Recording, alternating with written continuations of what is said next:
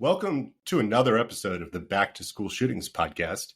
My name is David Reedman. I'm the founder of the K-12 School Shooting Database. And before we get into the episode today, I want to give everybody a warning. This is a pretty heavy discussion that we're going to have about a school shooter's manifesto. And we're going to describe thoughts of suicide, thoughts of self-harm, discussions around homicide and committing a school shooting. So this may be triggering to folks. It may not be something that you want to listen to until you're ready to hear it. But the best person in the world to possibly have this discussion with is here on the show today. So Dr. Jillian Peterson is a forensic psychologist. She's a professor at Hamline University, the co-founder of the Violence Prevention Project Research Center. Dr. Jill Peterson, thank you so much for joining the show today. Absolutely. Happy to be here. Yeah, as happy as you can be, because this conversation we're going to have is a bit different than I think anything that either of us have even seen, despite everything that you have witnessed and experienced through your research. But before we get into that, can you just let me know what's going on with the Violence Prevention Project and what is this Violence Prevention Project Research Center at Hamline University? Yes, absolutely. So the Violence Prevention Project started out as kind of a code name for a study that we were doing. It was a 3-year study funded by the National Institute of Justice, where we coded about 200 perpetrators of mass shootings who killed 4 or more people in a public space. We coded them on hundreds of different life history variables to look for patterns in their lives and patterns in the data. And then we also did interviews with perpetrators of mass shootings, with people who knew them, with victims, with first responders. And we put all that together into a book that's called The Violence Project. It's since developed. We're now studying a lot of different forms of violence and homicide, particularly gun violence, but in schools, in community settings, in homes. And the goal is really to provide data to our public policy conversations, to be a hub of nonpartisan, really high quality data that can be used to develop intervention and prevention policies and programs. Right. And just to, tease that out a little bit more, because you hear data and you hear types of crime, I don't think most people realize how hard it is to have really high quality data about very specific types of crime or locations of crime. Can you just take a minute to talk about what you studied in the Twin Cities with homicides in the last couple of years? Yeah, it's kind of incredible how hard it is to get data on this type of stuff. Even something like homicide, which you think would be relatively easy to get data on. We spent the last year or so studying homicide that occurred in the Twin Cities, so in St. Paul and Minneapolis, over the last 5 years. We are interested in pre-pandemic, the kind of spike we saw in 2020 and 2021 during the pandemic, post-murder of George Floyd, and then we've seen it kind of come down since. So we were trying to understand what caused that spike. What are the root drivers of it? And so we coded about 1,000 different cases on everything we could find, from who the perpetrator was, the victim, the location, the circumstance of the crime, to kind of figure out patterns in the data. Was this depolicing? Was this mental health? Were these domestics? And now we're in the process of actually interviewing a lot of those perpetrators who are incarcerated. But it's really difficult if you think you have to pull police records, court records, anything publicly available, media accounts, and try to triangulate all that data to figure out what exactly happened in each of these cases. Because that's another thing that I think most people don't realize, is that even if you do have good official data on something, you might just know that it happened or know how many happened. But if you want to understand crime, if you want to promote violence prevention, you need to know the who, what, where, when, and why of each shooting. What was this different from a shooting last year?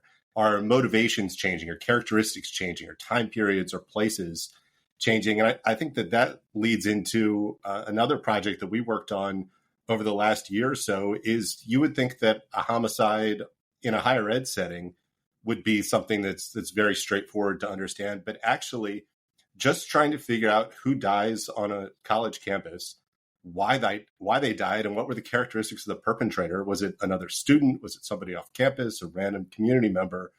That wasn't data that even existed. Can you talk a little bit about that? Yeah, no. So this is a project we did together with a group of students where we took publicly available data.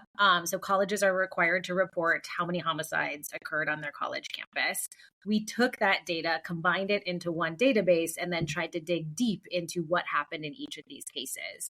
What's remarkable is how off a lot of that publicly reported Clery data was. It could be, this actually occurred at a house party, but it was a college student, or it occurred 5 blocks away, or it occurred. So just trying to figure out which ones actually occurred on a college campus and which didn't was incredibly difficult.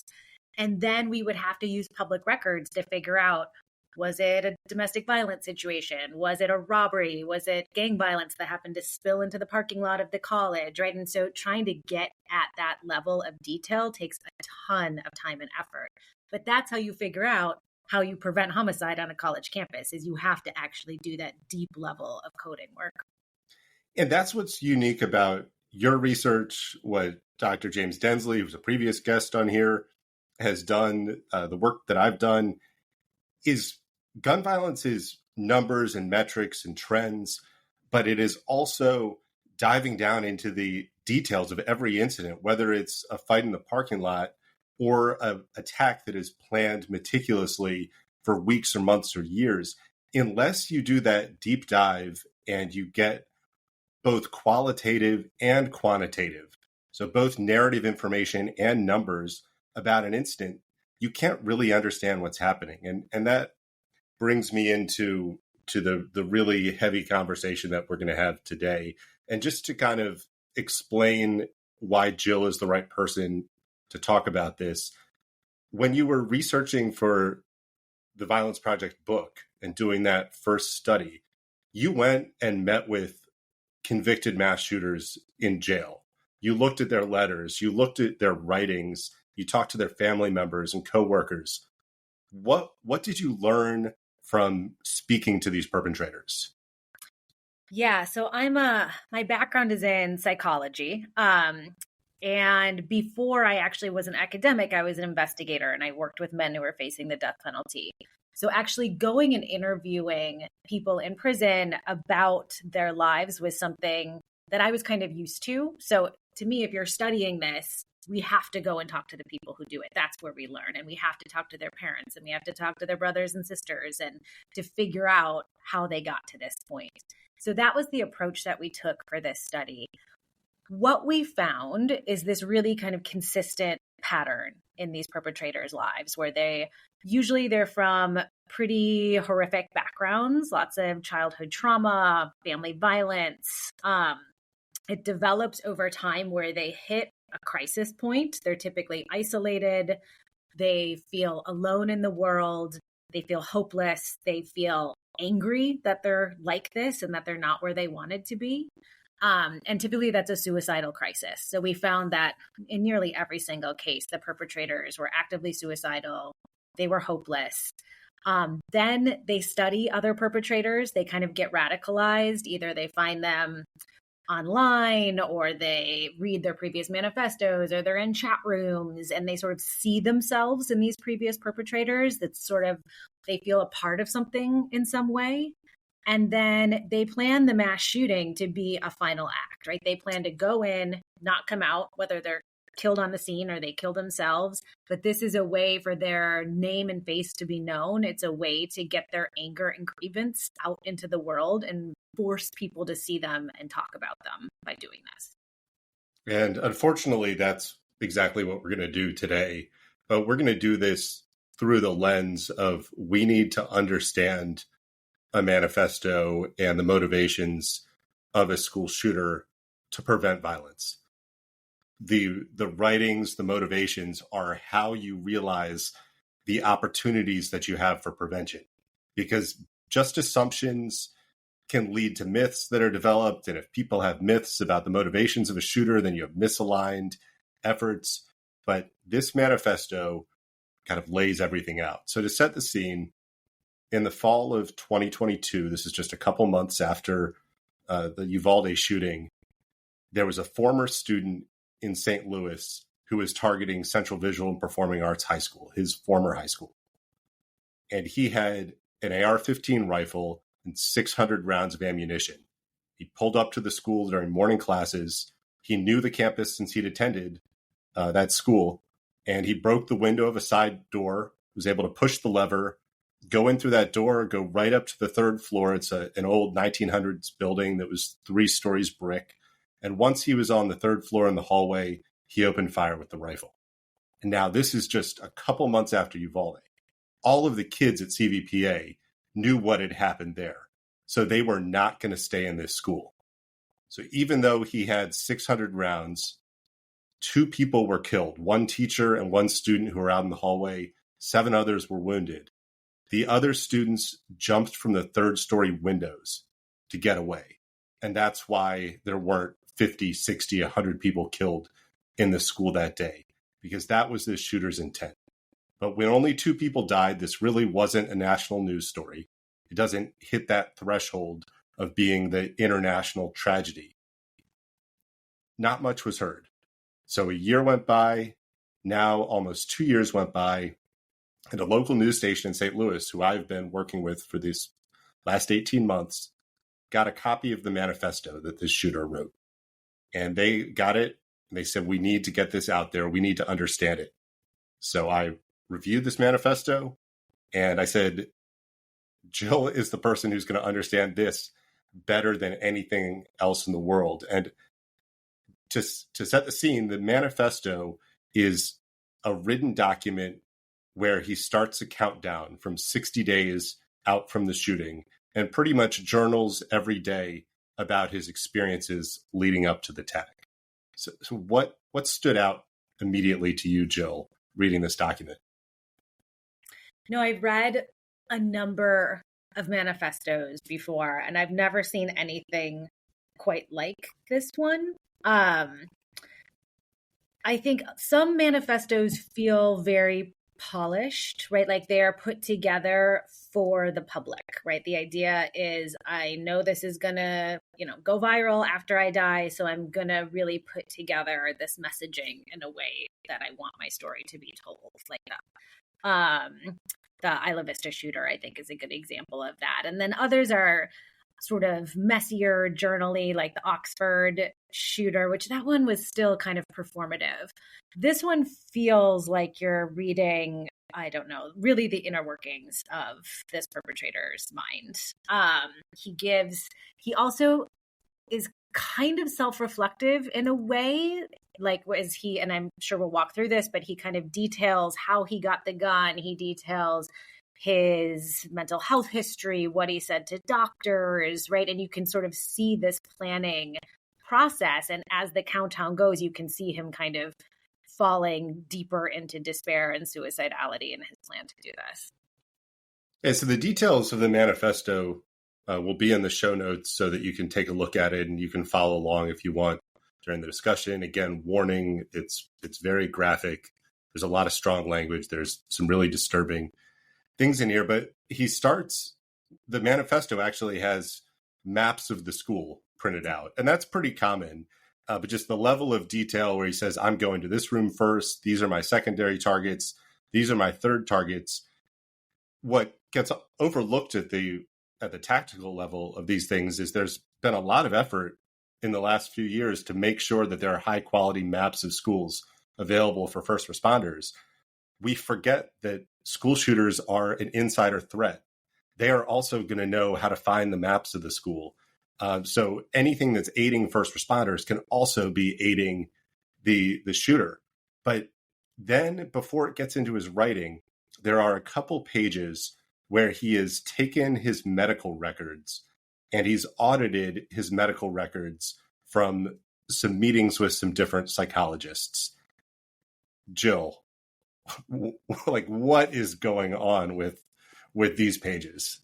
I don't know. I've never seen that. There's things highlighted. There's things blacked out. There's notes written on the side. He's clearly, I don't know if he's been given a copy of these or he printed it out from somewhere or how he exactly got hold of them. And there's things really intensely scribbled out, which I And haven't. it's important to note that's not the news that redacted it. Right. He had self-redacted some Right. items.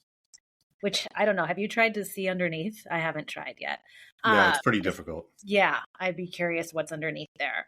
But he sort of says towards the bottom that he's been pretending and lying to psychiatrists, and it was the smartest thing he ever did. And it's so easy to tell people, kind of F those idiots who try to diagnose me with all these things and give me all these different medications.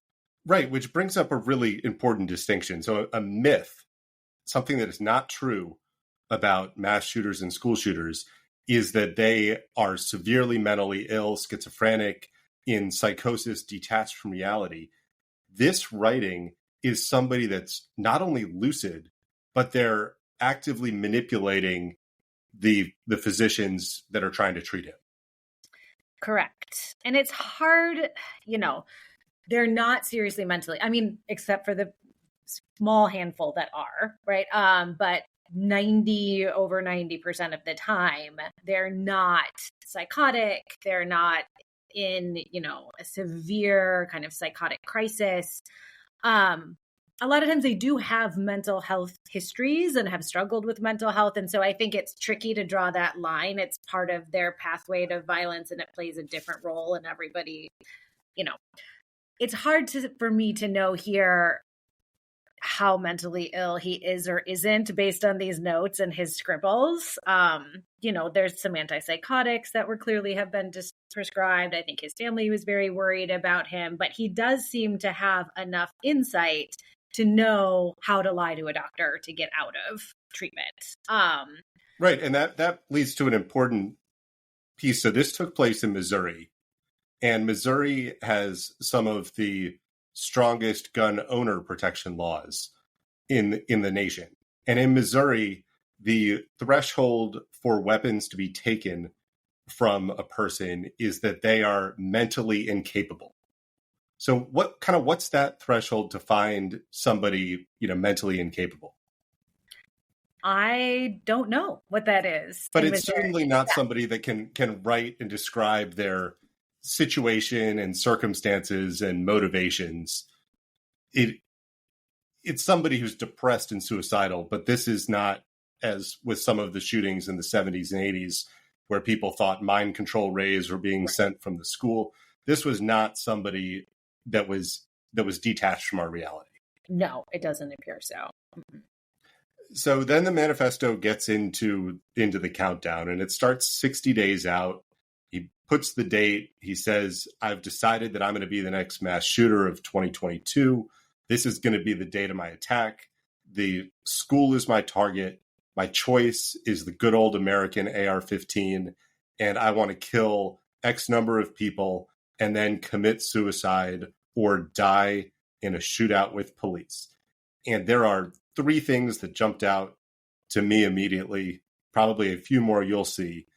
But school shootings are highly personal by somebody with a direct connection to that campus, and it's rooted in trauma and a grievance directed at that school. They are not looking for an easy target. They are looking for a single target that has meaning to them.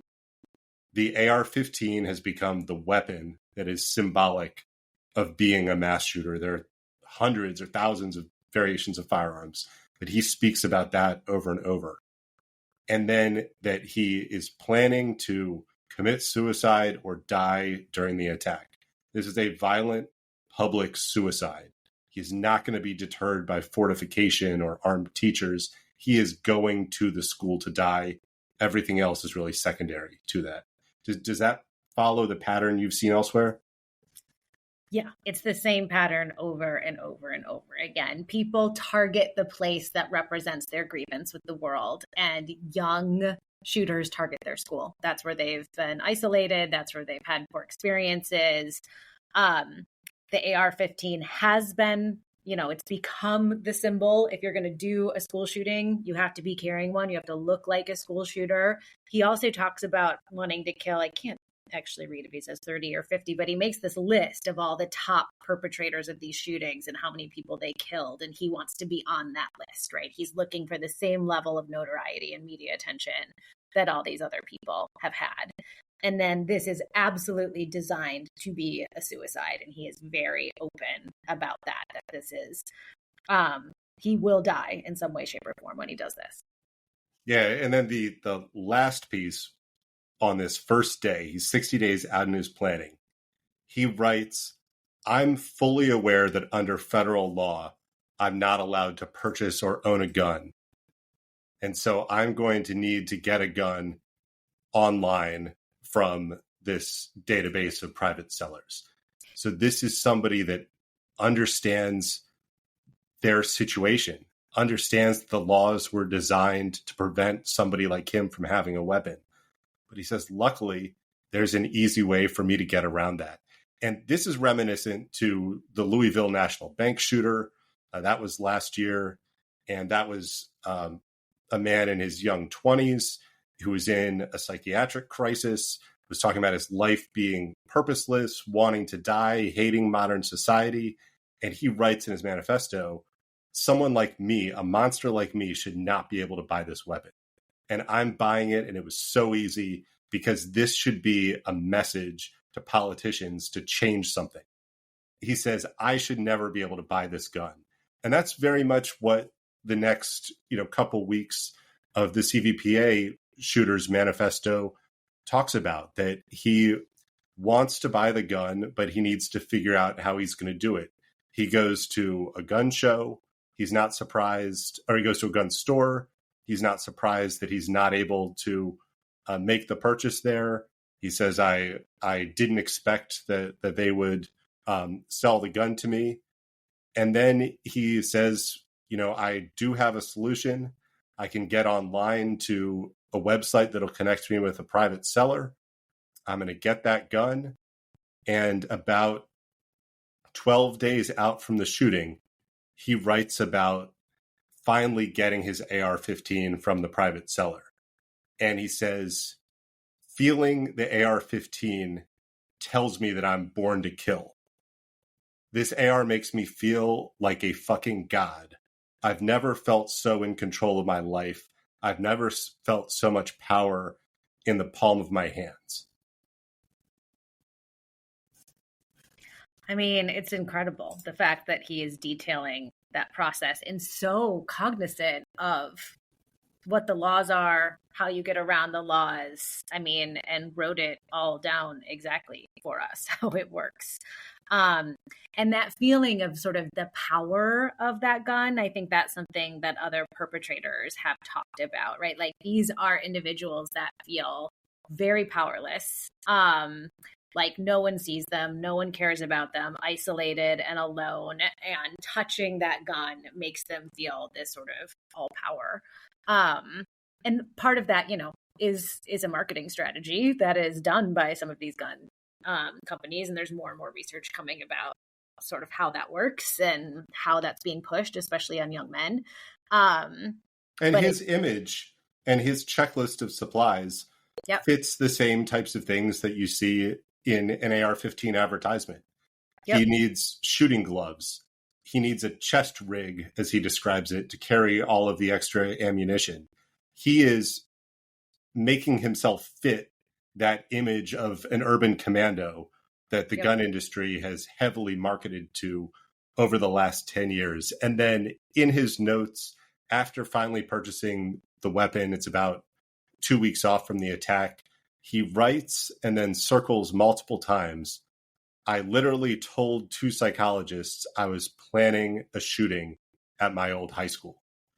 Those overt warnings, is that something common? Because another myth that gets circulated is that school shootings are this surprise attack. But I believe the evidence shows that the shooter is giving overt warnings weeks, months, even years in advance. Yeah, our data shows, so we call it leakage, right? Which is essentially giving some sort of indication that you're planning violence. And it can be specific leakage like this, I'm planning a school shooting, or non-specific, which you're a bit more vague about it. But if you take all public mass shootings, it's roughly 50% of perpetrators leak their plans. If you look at school shootings, it's over 90%. They almost all tell someone. Now, typically they're telling friends and peers and people who may or may not act. Telling to say, I mean, if this is true, I think more information will be emerging on that, because if you are telling mental health professionals that you have specific plans to commit a school shooting or a homicide, definitely action should be taken in those cases. I mean, we saw that in Oxford, where that whole school district is kind of being sued because of their inaction around specific threats. And here we're seeing it again.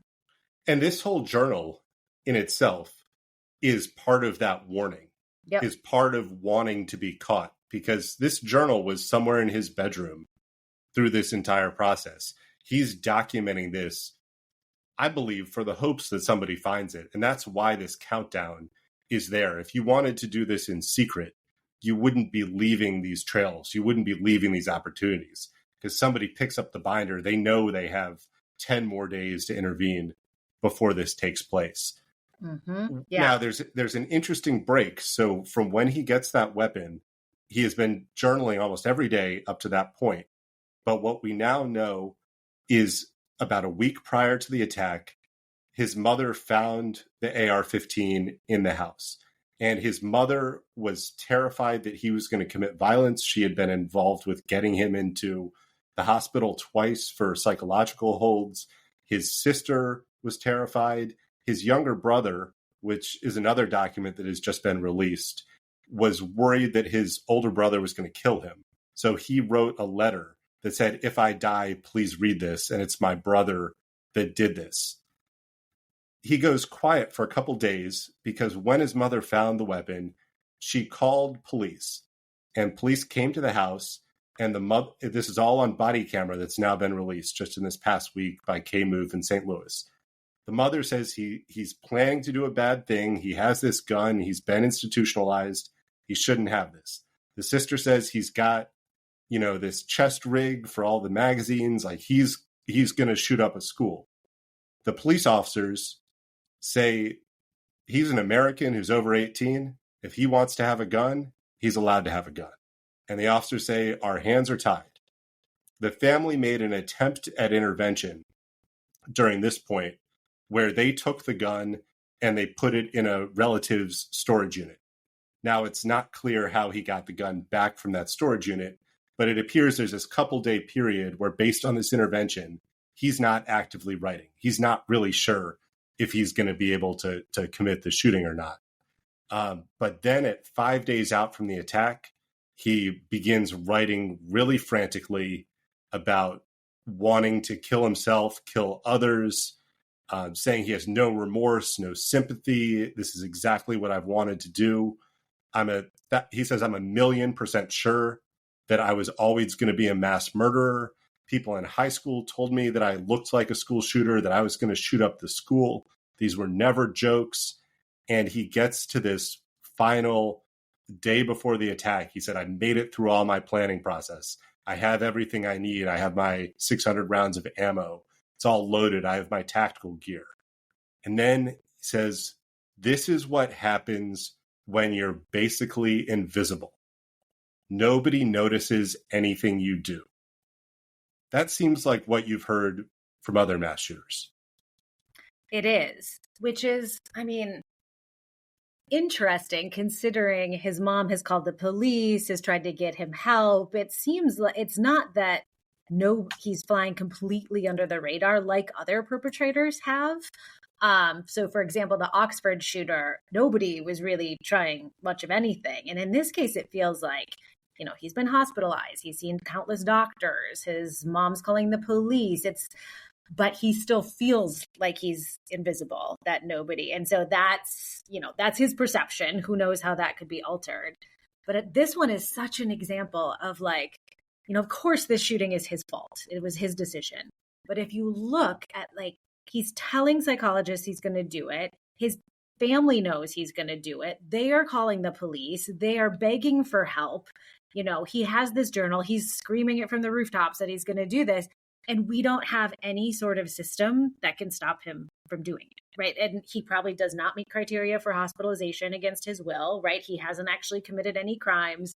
We have literally nothing in place, even though everyone around him is terrified and knows it's going to happen. And in Missouri, it's important to note, has created a reverse incentive structure for prevention, where within legislation that was passed in 2021, there is a civil penalty of $50,000 if a police officer seizes a weapon that's legally owned. So that is one of these police officers would pay $50,000 out of pocket plus legal fees. That's in the state legislation if they take a weapon that's found to be legally owned. When you put that level of barrier and fear and friction into an intervention, I mean, a cop in St. Louis makes 40 grand a year for a base salary. You're saying we're going to take your entire paycheck for this year if you wrongly take a gun from someone.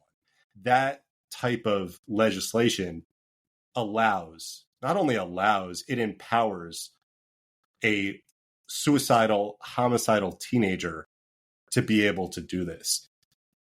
Yeah, absolutely. And I think hopefully this case exposes some of that, because you can't blame the police officers in this case. It's not their fault they can't take it. It's the system that we've created, right? Yeah, and unfortunately things are built around fantasies and political grandstanding. The same investigative reporter that shared this manifesto with me caught an interview with the governor in the State House, and the governor said, "Oh no, there are laws on the books to stop things like this." And she said, "What laws?" He said, "Oh, I'll get back to you with those." And now it's been 3 weeks and the governor's office still cannot provide what laws in Missouri would prevent this shooting. So it's now the last day before the shooting, and he makes one of his clearest entries kind of to date, the way that it's written, the way that the letters are formed. It's a very, very clear message. He says, "I don't have any friends. I don't have any family. I've never had a girlfriend. I've never had a social life. Nobody loved or cared about me, which is all I ever wanted in life. I've been an isolated loner my entire life. This was the perfect storm for a mass shooter." And that can be that when somebody is facing really severe depression, that even though people around them are trying to help them, they just feel so isolated. They're so far in a hole that they can't reach up to somebody for help.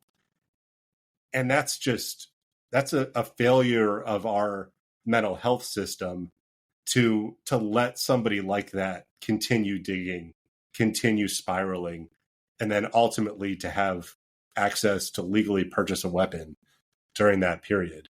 And then, his family, I think some of the comments have been around, why didn't his family do more?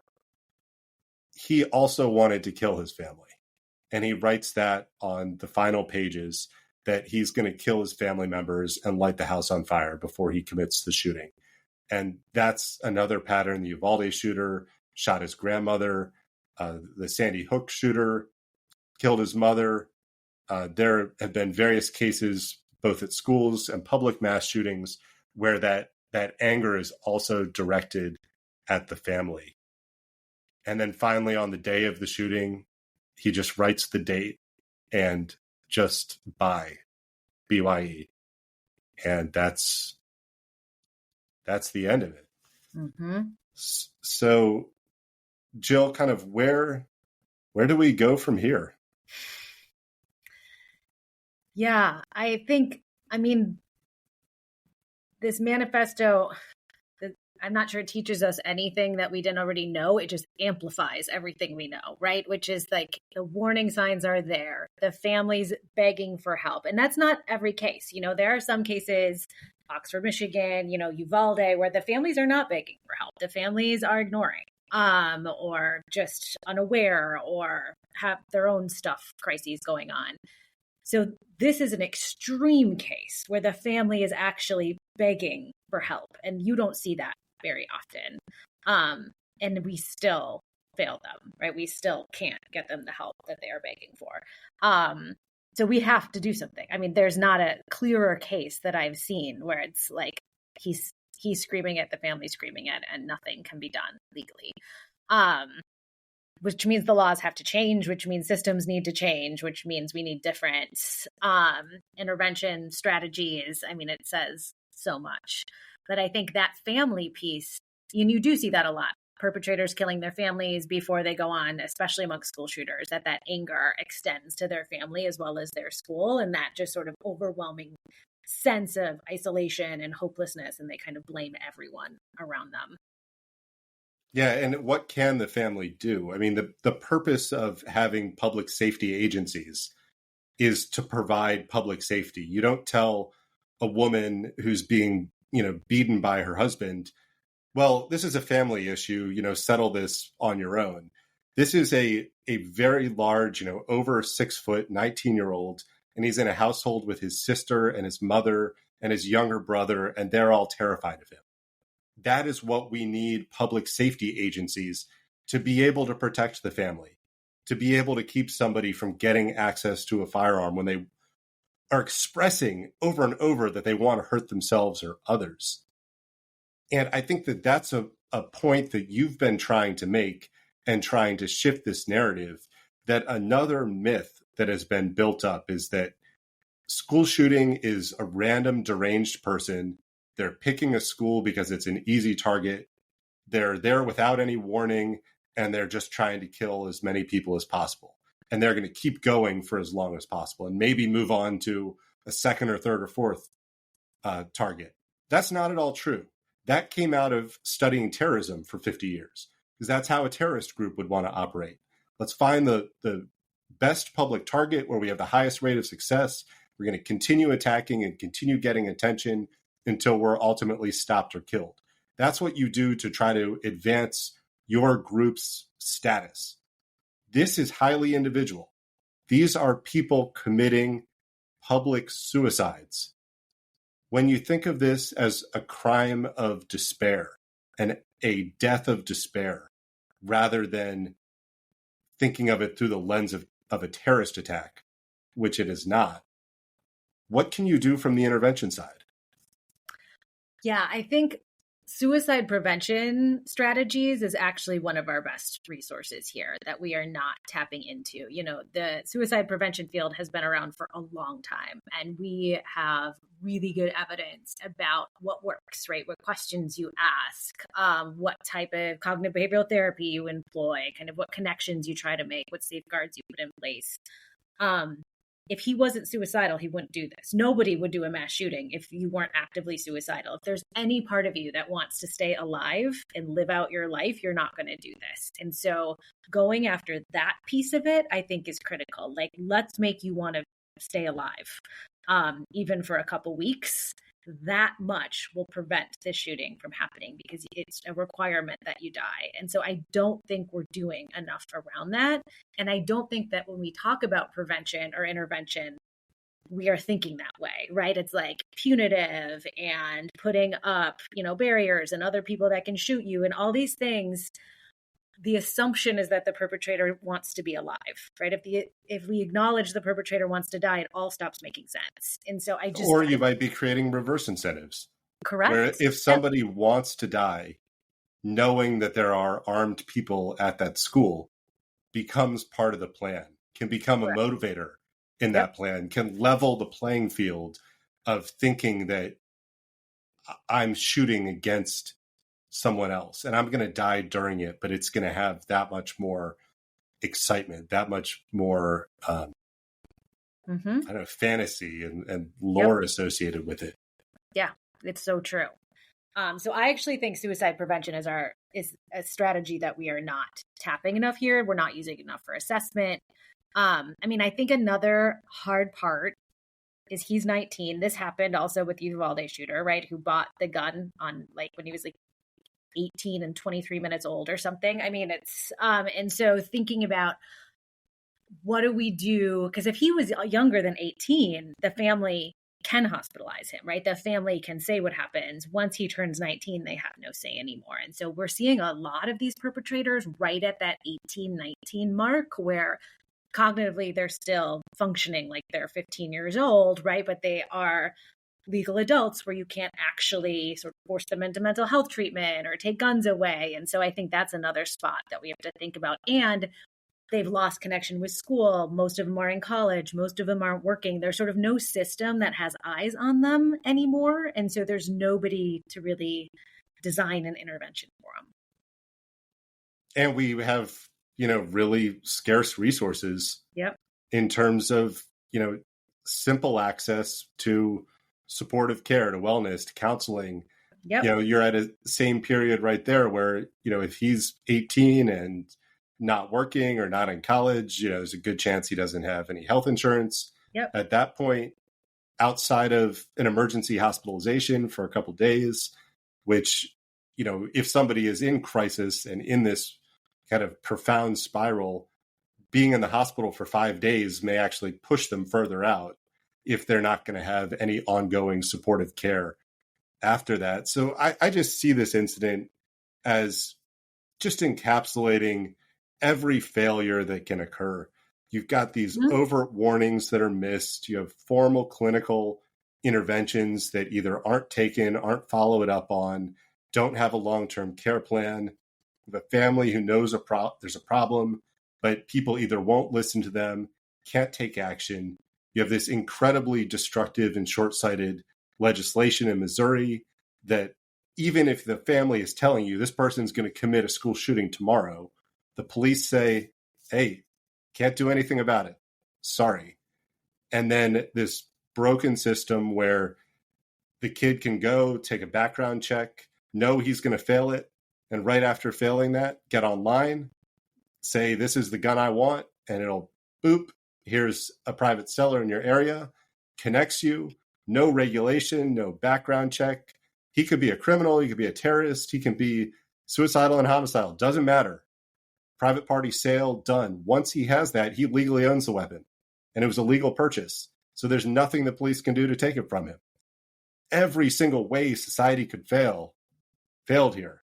So for the last, minute or two here, Jill, where are things working, and what is a place where they're working? How can we do better? Because I know that a better world does exist. Mm-hmm.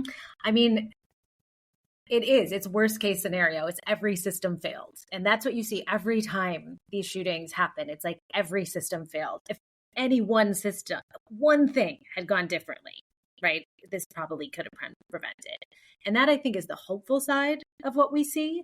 And no solution is perfect, right? This is complex. It's complicated. There's 100 things that could have gone differently. But that also means there's so many different ways that we can tackle and work on this, right? So I'm in Minnesota. Minnesota just passed red flag law or extreme risk protection order law last year. I'm on the task force that's involved in designing its implementation and thinking about, right, when people are in an active state of crisis where they are telling people they're going to kill themselves or kill somebody else, we must have a way where officers can take away their weapons. That just has to be, not forever. And that's not the only intervention. Ideally, intervention would happen earlier than that. And ideally, then they're getting crisis intervention services and mental health care. But that's just kind of a first step of what's happening. And in conjunction, we're thinking about how do we redesign our crisis intervention system throughout the state, right? So families have people to call for support. They have resources. They have places that they can go for free treatment. How do we really build that out? How do we support schools in doing that as well? Because presumably this guy was on the radar when he was at his high school for 4 years. And if not, why wasn't he, right? So how do we make sure we're intervening kind of as soon as possible? So I think there's changes happening in certain places. People are kind of ready for the conversation. I think people are tired of this, I hope, when it's so clear what can be done. That's all there is to say about this. So this was the Back to School Shootings podcast. My name is David Riedman. The guest today was Dr. Jillian Peterson. She's a professor at Hamline University, co-founder of the Violence Prevention Project Research Center, co-author of the Violence Project book. If you haven't read it, it's really worth reading. I've read it 5 or 6 times, maybe a 7th after this. The show notes below have the manifesto, have Jill's contact information, have the information for the Violence Prevention Project Research Center, and how to donate and support it. Thank you all for listening today, and thank you, Jill. Thank you.